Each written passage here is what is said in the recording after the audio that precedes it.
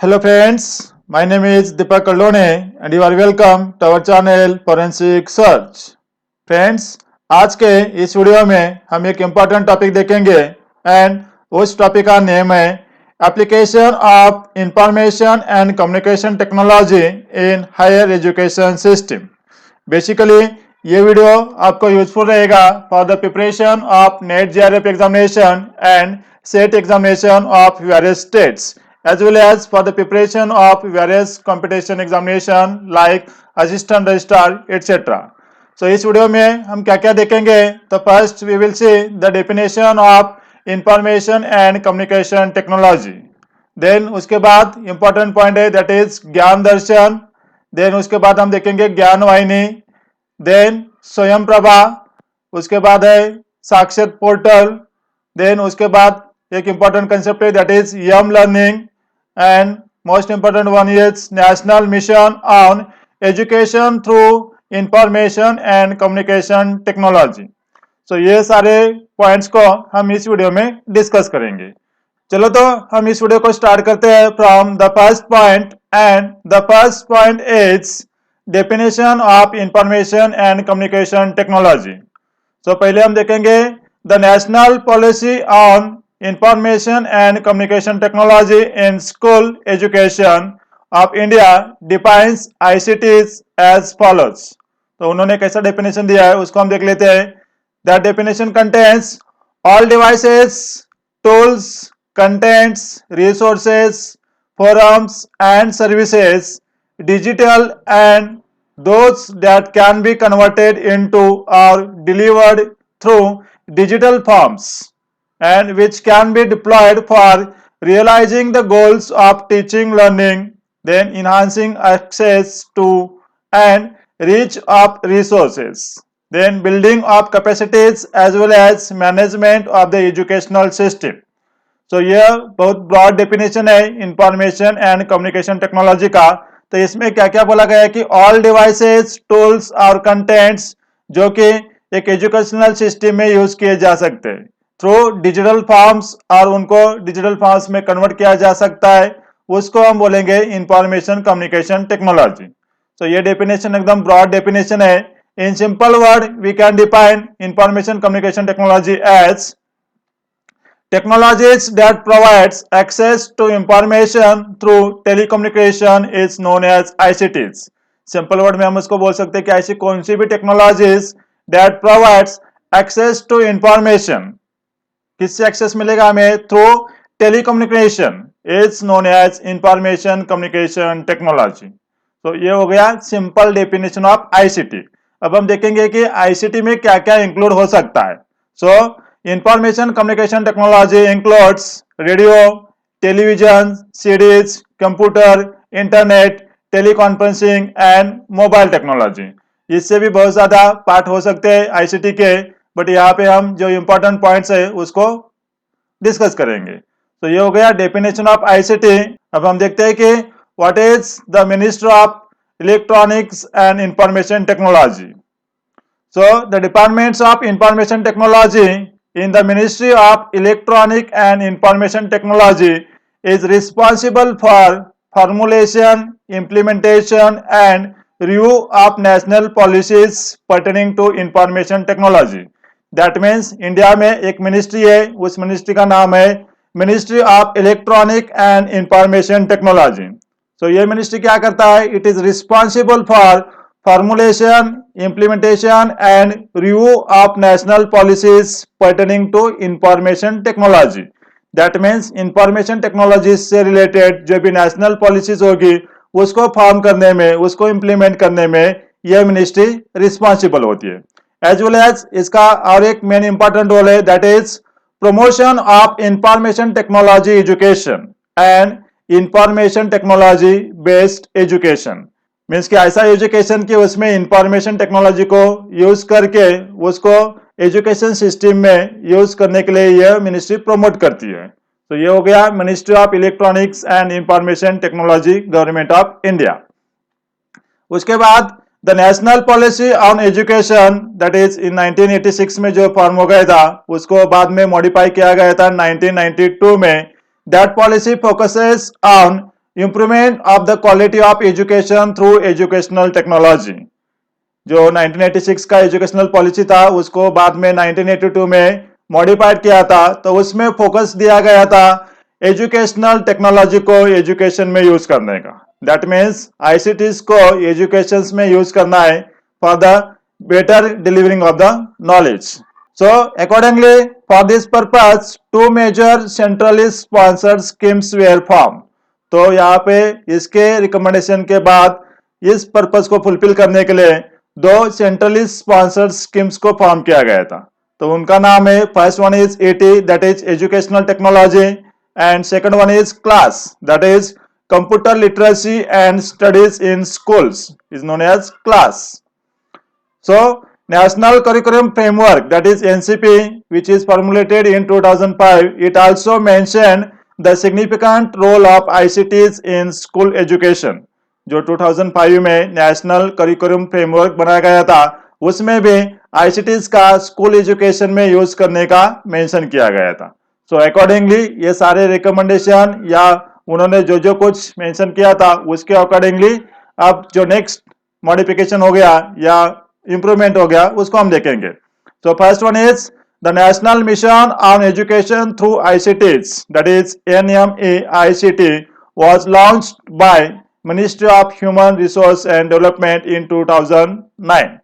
तो यहाँ पे हमने देखा कि जो 1986 का एजुकेशन पॉलिसी था उसको बाद में 1992 में मॉडिफिकेशन किया था। तो ये देन नेशनल करिकुलम फ्रेमवर्क था, तो उन्होंने यहाँ पे रिकमेंडेशन दिया था कि इस आईसीटीज का स्कूल एजुकेशन में यूज करना चाहिए। तो accordingly the national mission on education through ICT was launched by MHRD in 2009। इसका पर्पस क्या था? Use of ICTs for enhancing the teaching learning experience of learners in higher education institution. तो कौन से पर्पस के लिए यह NMEICT को फॉर्म किया गया था? For enhancing the teaching learning experience of learners in higher education institution. Then next one is NPTEL, ये इंपॉर्टेंट है, सबको पता होगा। NPTEL stands for national programme on technology enhanced learning which was launched in 2003. So it is a joint effort of the Indian Institute of Technologies, that is IITs, and Indian Institute of Science, that is IISc Bangalore.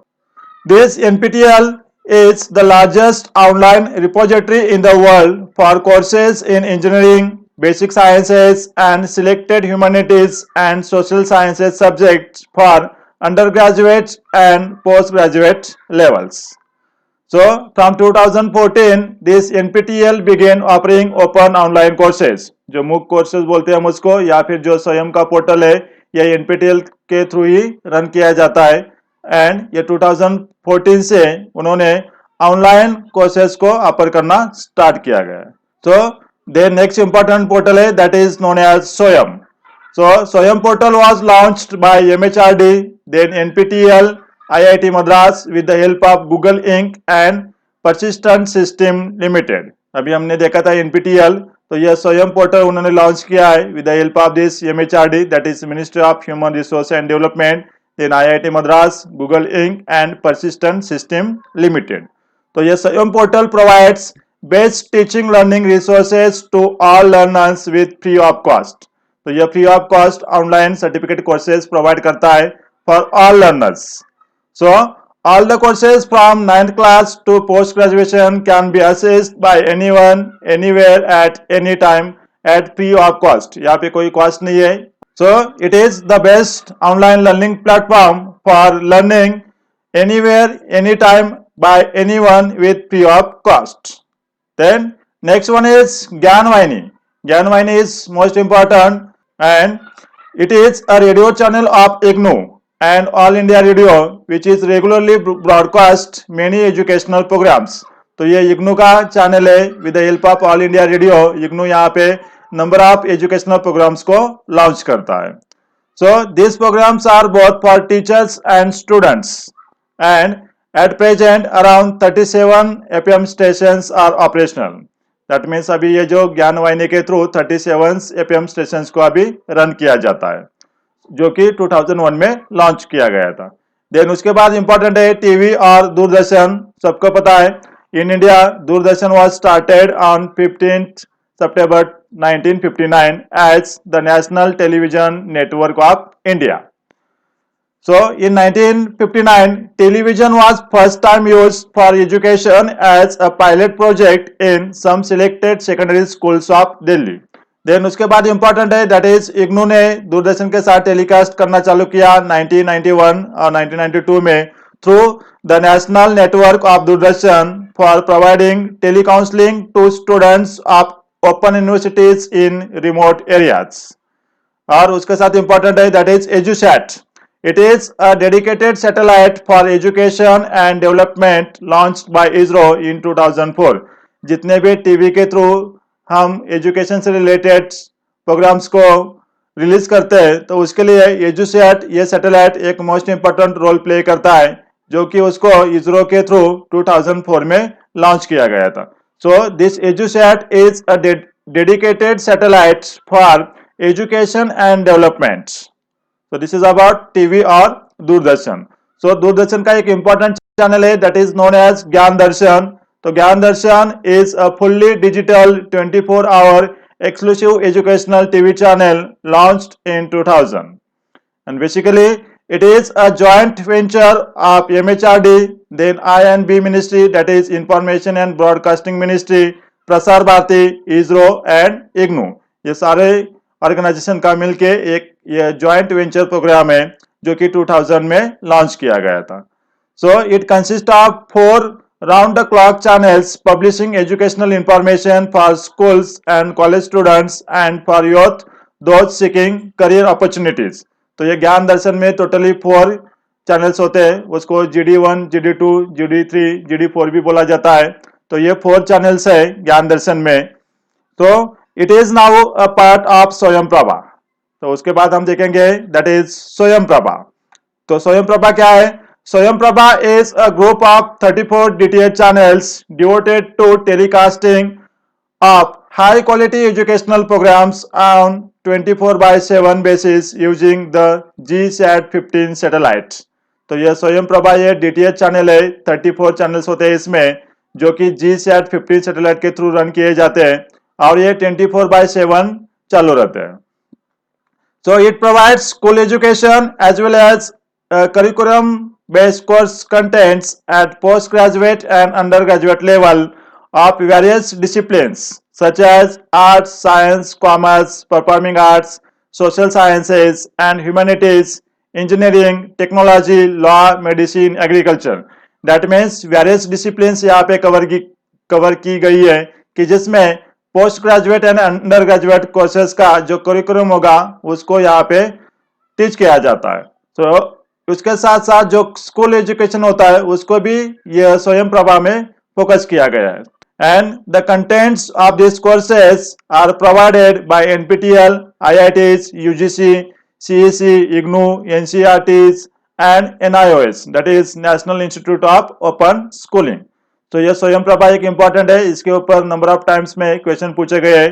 So it is a 34 DTH channel which is devoted to telecasting of high quality educational programmes. Then उसके बाद एक important portal है that is known as साक्षात.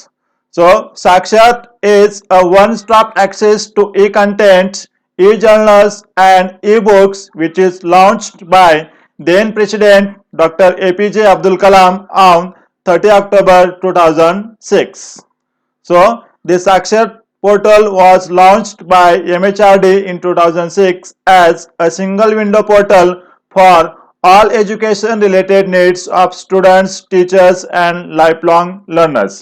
That means student, teachers और जो out of university है या out of school है उसके लिए ये एक वन स्टॉप पोर्टल है जो कि 2006 में ministry of human resource and development ने लॉन्च किया गया था by the president of doctor APJ Abdul Kalam on 30 October 2006. So this Sakshat has been designed and developed by IGNOU, then Delhi University, IISc and IITs and other educational institutions.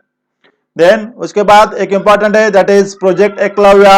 It is an open source educational initiative by the Indian Institute of Technology, Bombay for content development in Indian languages. तो engineering के लिए जो Indian languages में content develop करने का ये project है and that project is known as project Eklavya.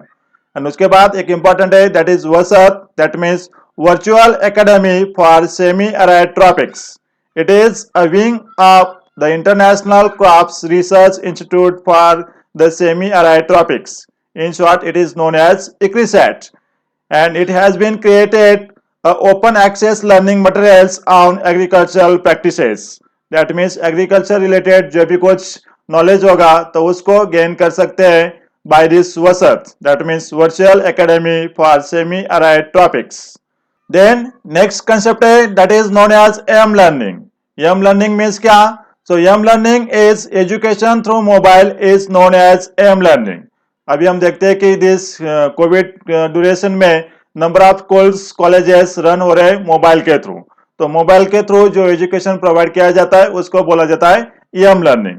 And इसके लिए एक फेमस ऐप है that is different mobile apps are developed for easy access to education for students. That means education, अब हर किसी के पास एंड्रॉयड मोबाइल होता है, स्मार्टफोन होता है, तो उसके थ्रू जो एजुकेशन दिया जाता है उसको बोला जाता है AM लर्निंग. एंड इसमें one of the most important app है that app is known as Diksha app. सो ये दीक्षा ऐप क्या है? So this is the digital infrastructure for knowledge sharing. Diksha stands for digital infrastructure for knowledge sharing which is developed by MHRD and National Council for Teachers Education, that is NCTA, is a platform that offers teachers, students and parents engaging learning material relevant to the prescribed school curriculum. तो एक school का जो अपना syllabus है, curriculum है, तो उसके लिए यह दीक्षा आपको डेवलप किया गया है by MHRD and NCT, that is National Council for Teachers Education. So friends, these are some important portals which will be helpful for the online education. So these are some role of ICTs, of the application of ICTs in higher education systems. Thanks for watching our channel Forensic Search. Thank you.